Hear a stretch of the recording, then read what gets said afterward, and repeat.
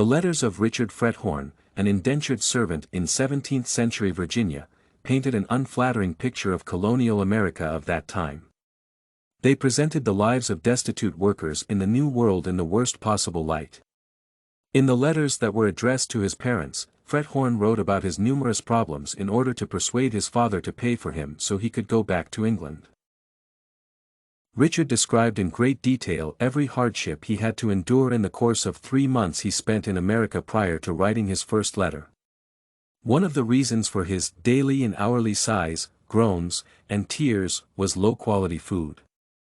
The colonists were only given porridge and bread, and 1 loaf of bread was supposed to feed 4 men at once.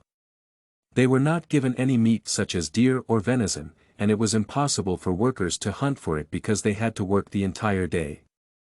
The lack of food and its low quality led to the colonists suffering from diseases such as scurvy and diarrhea. Another reason was the constant threat of an attack by Native Americans. Frethorne mentioned one of the raids on their plantation during which the colonists managed to capture and enslave 2 of the raiders. However, according to the letter, it did not improve their plight.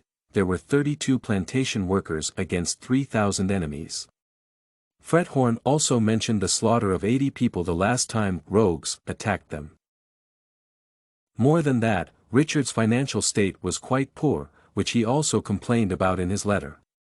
He claimed to have nothing at all, no, not a shirt to my back, all his clothes turned into rags, and his coat was stolen by a fellow colonist.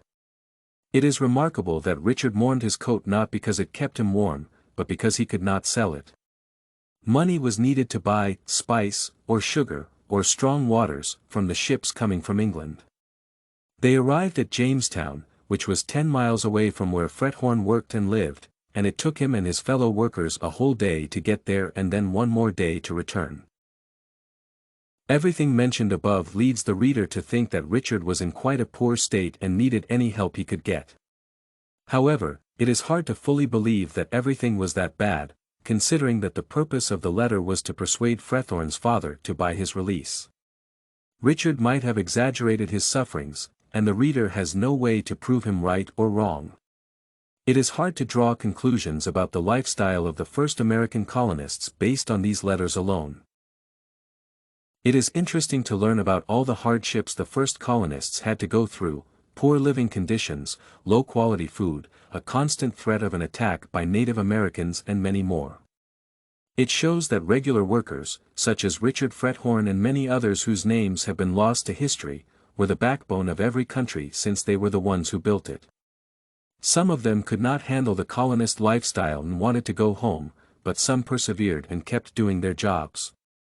It shows the strength of human character and its tenacity and proves that humans are capable of much more than they expect. While Frethorne's character proved to be too weak for such hard work, the reader can sympathize with him because colonists deserved better working and living conditions. The fate he faced remains unknown, and one can only hope his parents listened to his pleas and bought his release. Everything you need for studies, essay samples, writing tools, and tips, you can find at studycorgi.com.